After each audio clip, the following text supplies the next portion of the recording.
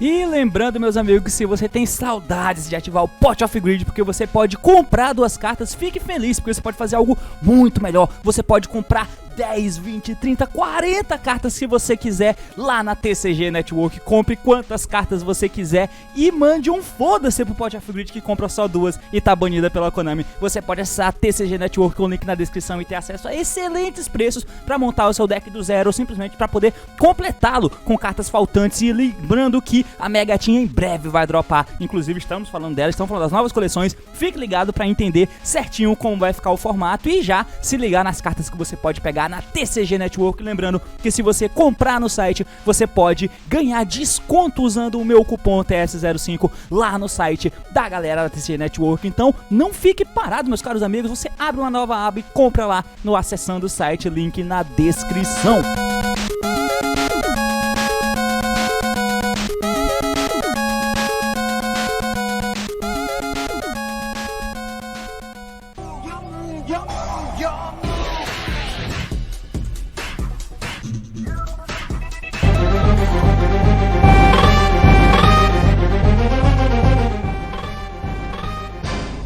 Fala aí, galera, eu sou o T e parece que o novo melhor deck surgiu, hein? O novo melhor deck apareceu, hein, clã? Beast Trooper Best Deck, let's go! Muito bem, meus amigos, estou aqui pra poder passar pra vocês um mini reportezinho das coisas que aconteceram nesse fim de semana. Pra quem não tá ligado, aconteceu aí alguns YCS Remote Duel ao redor do mundo.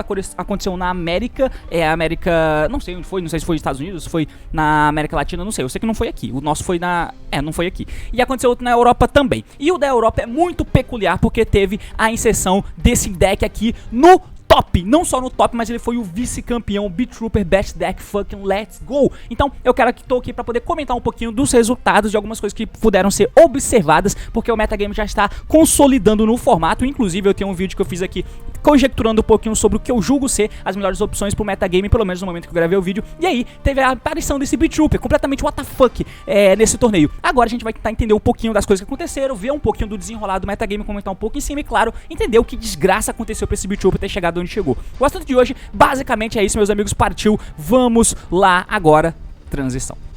E muito bem, eu vou pedir um tempinho básico aqui pra você poder tirar essa webcam full aqui da frente, né? Você tá vendo ali de fundo já a nossa telinha, que é onde a gente vai estar comentando as coisas. Eu tô aqui na página da Night of Abyss, né, que é a página do Facebook, a COA, que é uma página BR, então eu recomendo que você siga lá. Mas antes de você, de fato, continuar com esse vídeo, eu quero só falar com você. Chega aqui, mano.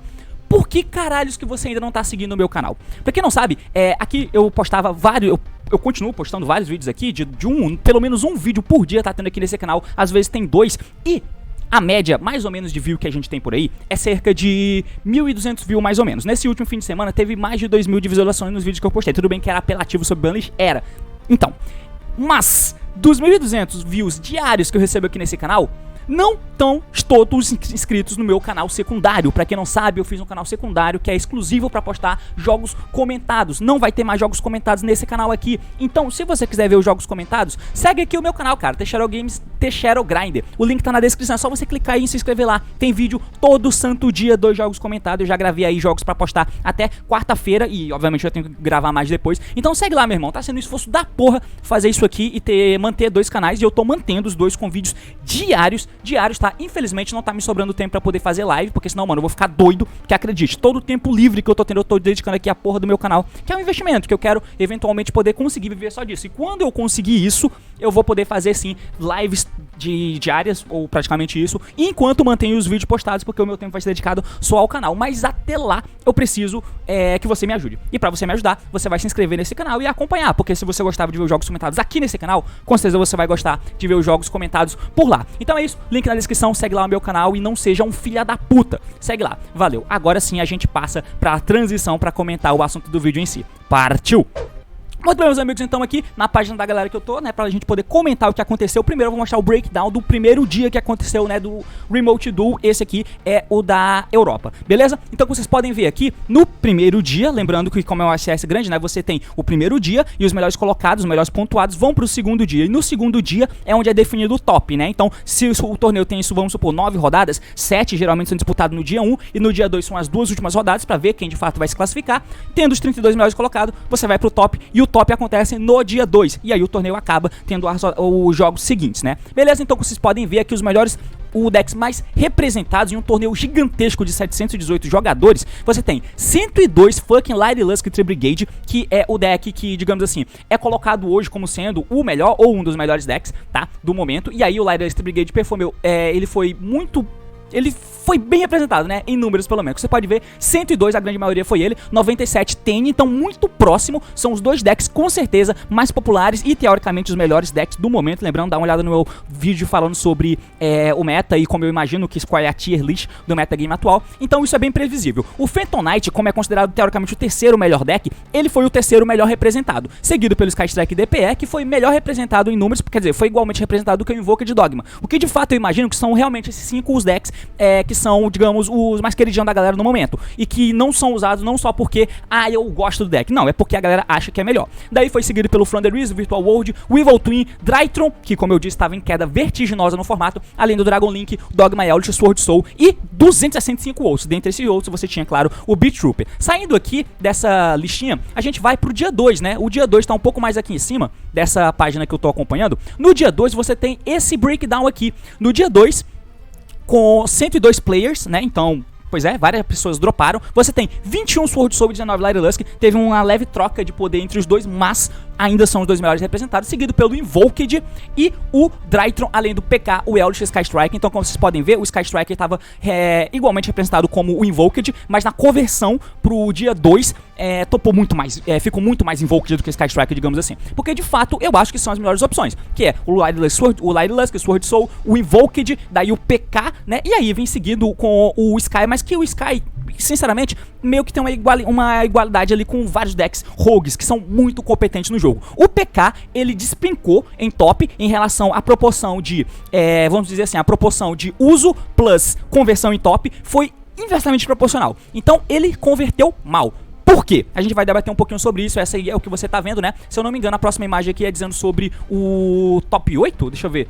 Ah, não, isso aqui são os outros decks, né, que estão sendo, na listagem aqui, tem listando, né, 8 outros decks. Esses outros decks são Alter, Thunderwizard, Subterra Dragon, Dragon Link, Infernable, ABC, Unchained, DPE, Beat Trooper e DPE. Pois é, que posteriormente veio a converter como o segundo colocado. Eu não tenho muito mais informações sobre o top além disso, tá? Além, claro, do top 32, que é o que eu vou te mostrar aqui agora. Essa tela aqui que você tá vendo é o top 32. No top 32 teve a seguinte conversão: 9 Sword Soul, sendo 8 Tenyo, obviamente, e um deles usava o DPE, na verdade era puro, né? O outro, 7 Light Lusk, ou seja, o Bird Up, né? Light Steel Brigade, 4 Sky Strike DPE, com 4 Dogma Invoked, que, digamos que, no conceito da galera, pra gente tá brigando pelo mesmo espaço, digamos assim, além de 4 Drytron, 2 DPE, que, na verdade, caralho, 4 Drytrons, né, na real, 4 Drytrons sendo 2 com DPE, 1 com Megalith e outro Dragão, né, e 2 Tree Brigade DPE, ou seja, Tree Brigade purão, digamos assim, com DPE, que não é puro, né? Um Prankies e um Beat Trooper. Essa foi a conversão do top 32. Então, aqui a gente vê escancarado que o Sword Soul e o Light Lusk, pelo menos no gosto da galera e dos melhores jogadores, estão sendo utilizados em detrimento de outros decks. Claramente estão em vantagem. Como eu já falei nos outros vídeos lá,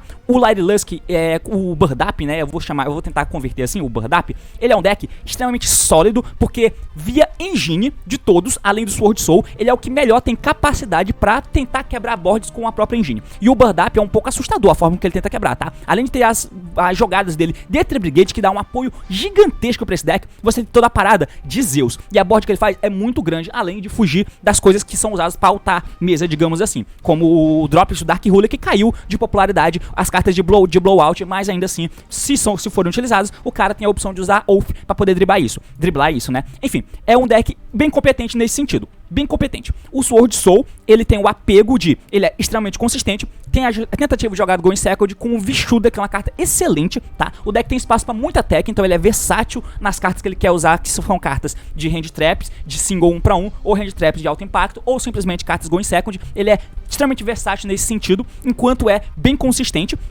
A resiliência dele tá bem melhor hoje do que já foi. Então assim, ele parece um deck bem confiável. A board que ele faz é opressiva, o follow, a depender do que você faz. Os tênis te ajudam a ter follow-up, tá? Mas depender de como você constrói a jogada. Geralmente você não tem follow se você for full board, mas depende de como você vai construir. Mas é um deck opressivo. Os monstros são grandes e ele oprime. O deck é forte. Daí é que entra a questão. E o Sword Soul, sendo um deck extremamente popular, ele preda e preda muito decks como, por exemplo, o Phantom Knight. E no mundo onde o Sword Soul está muito presente no metagame, o simples existência do Sword Soul faz com que o PK se foda. Mas se foda tanto, porque você tem lá o próprio, o Protoss. O Protoss é uma carta absurda. Não só contra decks como o Phantom Knight, que, né, foi muito bem representado, mas converteu muito mal, como o Drytron da vida. O Drytron tá ali, sinceramente, eu tô achando que é um puta ponto fora da curva. Faz pouco sentido na minha cabeça o Drytron ter chegado tão longe, a menos que o cara falou, mano, eu vou jogar full aqui. Tudo bem que foram 4 caras, né, dentro de um top 32. Mas assim, teve muita gente usando o Drytron, apesar de tudo, né. Então o cara falou, ignorou, jogou o dado pra cima e falou, vou ganhar todos os dados, vou ganhar os jogos. Aconteceu, ele conseguiu, converteu bem. Converteu relativamente bem, né, pelo menos em questão de proporção. Agora, o PK converteu mal, converteu extremamente mal. Como você pode ver no top 32, não tem PK. Estranho, né? Porque o PK, apesar de ser um deck consistente, mas ele, na verdade, a quantidade de cartas ruins que ele usa em um torneio longo prejudica demais ele. Porque você sempre tem lá a porra do Boots, você tem a porra dos Fog Blades que precisa usar. E meio que se você tentar cortar essa quantidade de cartas, fica estranho, porque aí você começa a ter que preencher com o quê, mano? É estranho, né? O deck realmente é estranho.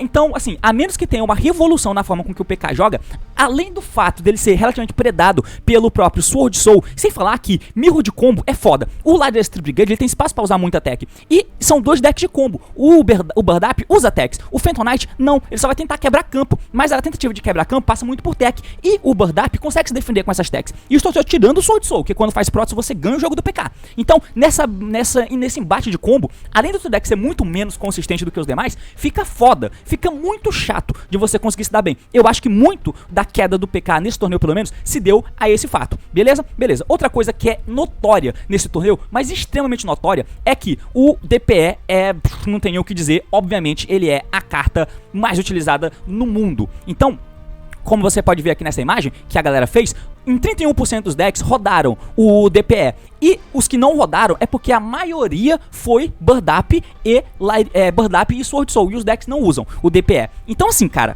bizarro. Se não for Burdap e DPE, quer dizer, se não for Burdap e Sword Soul, todo mundo usa a caralha dessa carta. Puta que pariu, a carta carrega jogos, E aí, por exemplo, você tem um deck como o Invoked, que apesar de não ter sido tão muito utilizado assim, digamos assim, mas ele até converteu bem. E aí entra aquela tônica de novo, né? Todas aquelas questões que tem um vídeo que eu vou dropar em breve, que quando tiver eu acho que eu vou linkar aqui, mas eu não dropei ainda, mas eu acho que eu vou postar amanhã, que tem muitos decks fortes no jogo, e tem uma galera que diz que alguns decks só não topam porque ou só não vão muito bem em torneios porque a galera não quer usar. Eles simplesmente simpatizam com os decks novos e o deck meta.